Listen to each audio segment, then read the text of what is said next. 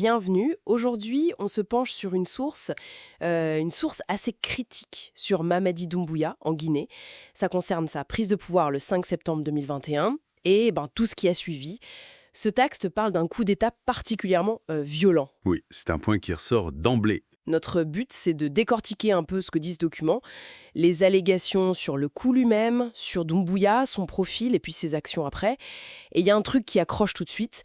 La source parle de violence, mais aussi d'une humiliation présumée de l'ex-président Alpha Condé. Et l'auteur y voit une possible influence étrangère. Exactement, une signature CIOE, c'est carrément écrit comme ça. C'est une interprétation, on va dire, assez directe proposée par cette source. Alors, justement, ce coup d'État du 5 septembre 2021, le document dit quoi exactement ? Le plus meurtrier du XXIe siècle. C'est ça, une affirmation très forte qui contraste, selon l'auteur, avec d'autres coups dans la région. Et il y a cette insistance sur l'humiliation d'Alpha Condé, filmée, diffusée. Et l'interprétation que la source en donne, c'est donc cette fameuse signature étrangère. Oui, l'auteur suggère que ce serait un message, une sorte d'avertissement. C'est important de redire que c'est l'analyse de cette source. Bien sûr. Et le profil de Doumbouya lui-même, tel que dépeint dans le texte ? Alors là, c'est assez détaillé. On nous dit ancien de la Légion étrangère française. L'auteur insiste là-dessus, disant qu'il aurait juré de servir et mourir pour la France. Le texte précise aussi nationalité française, marié à une gendarme française, enfant français, résidence, impôt en France. Tout ça amène l'auteur à le qualifier d'agent français. Carrément agent français. Oui, et il va même jusqu'à lier ça à une sorte de revanche historique. Le nom de Sékou Touré à De Gaulle en 58. Une vieille histoire, quoi. Mais bon, là encore, c'est une lecture très spécifique de l'auteur. Une lecture qui connecte son parcours perso à de la grande géopolitique. Et juste après le coup, quelles actions lui sont attribuées par cette source-K ? Eh bien, d'après le texte, une des toutes premières choses, genre dès le lendemain, ça aurait été d'ordonner l'ouverture immédiate des mines, présentée comme une urgence absolue. Ah oui, intéressant. Et d'autres actions ? Oui, le document parle aussi de la saisie de sommes importantes, en euros, trouvées au palais présidentiel. Et il y a eu des arrestations d'anciens ministres, c'est ça ? C'est ça. Arrestation et saisie de leurs comptes, de leurs biens.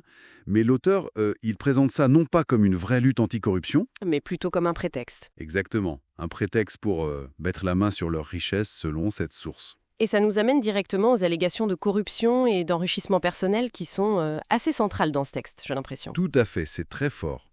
La source affirme que Doumbouya aurait commencé à utiliser les fonds de l'État, estimés par l'auteur à environ 2 milliards de dollars, quand même, comme sa caisse perso. On parle de nomination d'amis, de membres de la famille, et puis des accusations de dépenses, disons, somptuaires. Genre, Le texte cite des chiffres. Des montres à 500 000 $, des voitures à 300 000, de l'immobilier de luxe acheté un peu partout dans le monde. 500 000 $ pour une montre ? C'est énorme. Oui, ce sont les chiffres donnés. Et ça va plus loin. Allégation d'ouverture de comptes offshore, parfois sous faux nom, pour lui, sa femme, ses enfants, ses proches. Le train de vie de son épouse est aussi mentionné, non ? Jet privé, bijoux. Exactement. L'auteur détaille jets privés, des bijoux à 150 000 €, des sacs à 30 000 €. Et il met systématiquement ça en opposition avec les raisons invoquées au départ pour justifier le coup d'État. Ce contraste évolue pour souligner une forme d'hypocrisie, j'imagine ? C'est clairement l'argument de la source, oui. Opposer le discours initial sur la corruption passée aux pratiques présumées du nouveau pouvoir. Et au-delà de l'argent, le document parle aussi d'un climat politique. Oui, un climat décrit comme étant de répression, de peur. La source mentionne des disparitions présumées, journalistes, militaires, civils.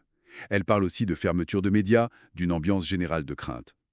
Et puis, l'autoproclamation de Doumbouya au grade de général est notée. Il y a même une allégation très grave sur du trafic de drogue. Face à ce portrait très sombre dressé par cette source, quelle est la conclusion ? Qu'est-ce que l'auteur demande ou préconise ?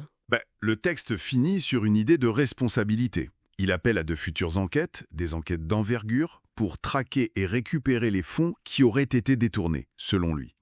Et il insiste, cette responsabilité, elle ne concernerait pas que Doumbouya, mais aussi les membres du CNRD, le comité mis en place après le coup, les membres du gouvernement et même leurs familles qualifiées de receleurs volontaires.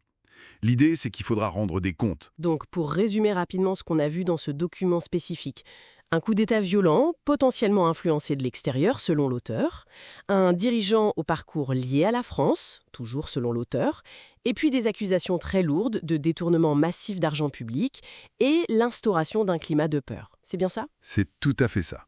Il faut vraiment garder en tête que c'est une source très accusatrice qui peint un tableau très noir de la Guinée après le coup. Notre but était de présenter ce que dit ce document. D'accord. Et pour finir, une petite réflexion qui va un peu au-delà. La source parle de récupérer l'argent. Mais si on prend en compte tout ce qui est décrit ici, la violence, la corruption présumée, la répression, qu'est-ce qu'il faudrait au fond pour qu'un pays puisse vraiment tourner la page après de tels événements? Quelles seraient les conditions plus profondes?